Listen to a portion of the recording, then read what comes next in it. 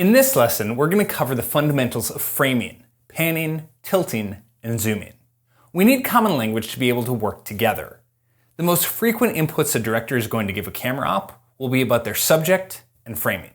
First, subject. What to get. 3, get the guitar. 4, give me a full wide. 2, vocals, push. 1, stay with the lead. And second, how to frame it. 1, put her on the left. 2, center up. 3, watch your headroom. During fast-paced sections, directing is usually broad. Time simply doesn't allow for anything more than general input, and there's a lot of freedom for camera operators.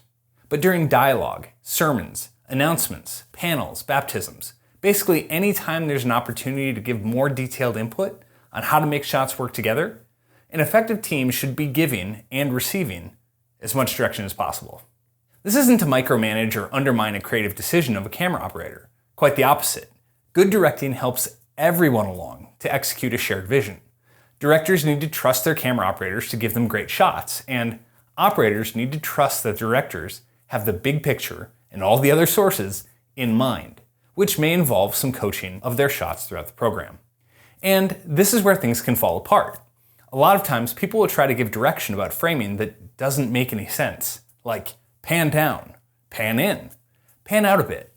None of that's possible. Let's go over some basic camera operation language to make sure that everyone knows what is being asked of them. Panning is side to side, left to right. Tilting is up and down. And zooming is in or out, a push or a pull from wide to telephoto.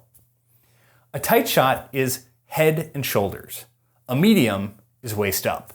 A cowboy or American framing is from the guns up. If you have a preacher at a pulpit or a speaker at a lectern, this is usually the framing that you'll end up with.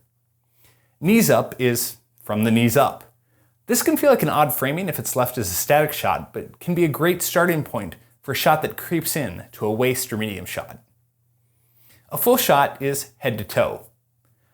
I like to say head to toe instead of full because the word full is used in multiple places while directing, like, hey, go full wide, or push in full tight. And I want to be as clear as possible, so I generally say head to toe when I need it. A wide shot is wider than a head to toe. It depends on the context of the room, the staging, but generally leaves enough room for someone to take a step or two side to side without needing to reframe the camera. And a full wide shows more of the context of the room than the individual. Usually this is near the end of the lens. It's a great bail shot to have framed up if something goes wrong, or if you need to cut away for a big scenic moment with lighting or effects. The most basic rule of framing is the rule of thirds. Imagine overlaying a tic-tac-toe board on your screen. Many cameras actually support this grid feature because it's so foundational to good camera work. Once you have the grid, frame the subject on or near one of the intersections of the lines. This rule can be followed regardless of the focal length of the shot. Wides, tights, mediums, it doesn't matter. Framing according to the rule of thirds feels good. It feels natural. Framing to the middle, at least vertically, feels wrong and amateurish. If the subject is straight on, direct to camera, the face should remain at the top third line, even if they're centered from left to right. Panning is left to right. If a director tells you to pan left, she wants to see what is to the left of the frame. Pan left means move the end of the lens to the left. It also means that you're pushing your hands to the right if you're on a tripod. The framing overall moves to the left when you pan left, but everything in the frame moves to the right. Alternatively, if a director asks for something to be framed on the left or right, they want the subject on the left or right of the frame that you're looking at. Framing left means panning right to keep the subject on the left. This can be confusing, so if there's time, even though it's really basic, I like to talk to directors beforehand and know how they generally speak about framing up shots. And if I'm directing, this is one of the things I'll cover in my camera meetings. If I want the subject on the right so that there's room on the left, I'll simply say, put her on the right, instead of saying pan left. That seems to be more intuitive, especially in music. If it's a teaching segment or I'm giving smaller corrections, I'm more likely to speak in terms of panning than framing. The same goes for tilting. Tilt up means the end of the lens moves up. Everything in the frame moves down when you tilt up. Tilt down means the lens goes down and the subject goes up.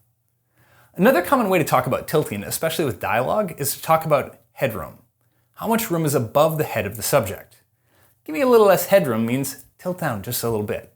Watch your headroom means tilt up a little bit and make a little more space, or at least be ready for upward movement in the frame if it happens. While panning, as the speaker walks back and forth, cameras tend to work their way up or down over time. A good operator maintains proper tilt and headroom while panning back and forth, but it's really common tendency for a tilt to work in there as someone is walking left to right. So it's good for directors and operators to be aware of it and make small corrections over time so that they don't have issues with headroom. Finally, zooming. Zooming is a poor man's dolly. It makes the image bigger without moving the camera any closer to the subject. A push is a zoom in, and a pull is a zoom out. Zooms should be smooth, having consistent speed, and reframe throughout the shot. They should also start and stop smoothly.